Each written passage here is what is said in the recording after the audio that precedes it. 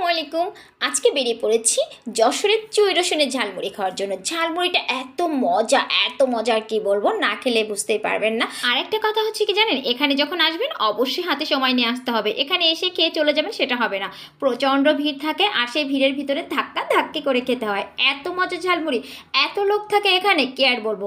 কিন্তু ক্যামেরা ধরা যাচ্ছে না, দেখতেই পাচ্ছেন রাস্তার সাইডেও কিন্তু টুল পাতে দিয়েছে, মানুষে এখানে বসে বসেও খাবার খায়।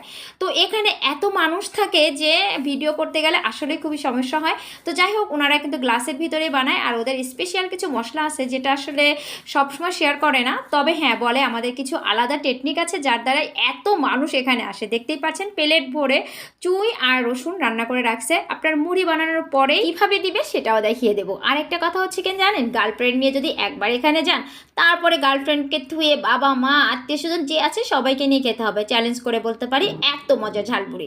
তবে হ্যাঁ, এরা যে বানায় বালতিটা দেখলে অবাক হয়ে যাবেন। সব কিছু দেখাবো ধীরে ধীরে। এত মজার খাবার, ওয়াও! আর কোথাও আমি খাই নাই। ঢাকা সিটিতেও অনেক জায়গায় খেয়েছি, অনেক জায়গায় গিয়েছি খেয়েছি, কিন্তু এখানের মতো এত সুন্দর মজার কোথাও নাই। তবে হ্যাঁ, রসুন চুই ঝালমুড়ি যদি কেউ খেয়ে থাকেন তাহলে অবশ্যই কিন্তু কমেন্ট করে জানাবেন। আর এক প্লেট খেতে পারবেন না। আমার মনে হয় যে একটা নেবেন সে আবার বারবার নেবেন, মাত্র 30 টাকা। 3টা 4টে এক জায়গায় বসে খেয়ে ফেলে। আমার মতো মানুষ দুটো খেয়েছে, দেখেছেন কিভাবে দেয়, একটা রসুন আর একটা চুই এভাবেই দেয়। আবার কেউ চাইলেও দেয়। এদের মন আবার অনেক ভালো আছে বুঝছেন, কারণ এত রান্না করে, ভিতরে অনেক মানুষ। এই মানে বিজনেসটা ওরা যখন শুরু করেছিল জাস্ট শুধু ছোট্ট একটা দোকানে, দেখছেন বালতিটা কত বড়, এই বালতি ভরে ভরে বানায়, তারপরে করতে পারে না। বালতিটা অনেক সুন্দর না বলেন? ছোট্ট একটা দোকান থেকে আজকে এদের অনেক বড় দোকান। তখন ওর মা এই বিজনেসটা করতো। সত্যি অপূর্ব মজার এই ঝালমুড়িটা। দেখতে কেমন আমি বোঝাতে পারতেছি না, কিন্তু খেলে বুঝতে পারবেন যে কতটা মজার।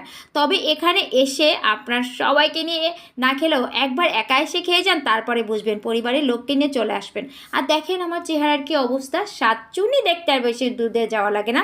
গ্রামে আসলে আমার চেহারা সাতচুনির মতো হয়ে যায়। যদি একটু ফোনটা ভালো থাকতো তাও একটু ফিল্টার মেরে একটু সুন্দর হইতাম। ভাই কেমন দেখা যাইতেছে, যা কোনো সমস্যা নেই, গ্রামে আসলে সবারই একই অবস্থা হয়।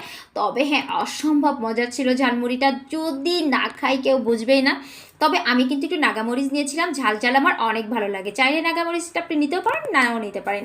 এখানে ফুচকা চটপটিটাও ট্রাই করবেন, ফুচকা চটপটিটাও অনেক মজার।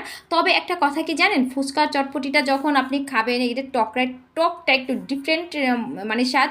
আর যখন আপনি ফুচকাটা খাবেন এত মচমচা যে মুখে দেওয়ার সাথেই গলে যাবে। সব কিছু মিলিয়ে কিন্তু অসম্ভব মজার। তো যাই হোক, এটা হচ্ছে যশোর নপাড়া অভয়নগর থানা, আর এটা হচ্ছে মডেল স্কুলের সামনে, এক নামে সবাই চেনে। যদি এই ঠিকানায় কেউ ভালো লাগে তাহলে অবশ্যই আসবেন আর এখানে খেয়ে যাবেন। অসম্ভব মজার এই চুই রসুনের ঝালমুড়িটা। আজকে এই পর্যন্ত আমার জন্য দোয়া করবেন। আল্লাহ হাফেজ।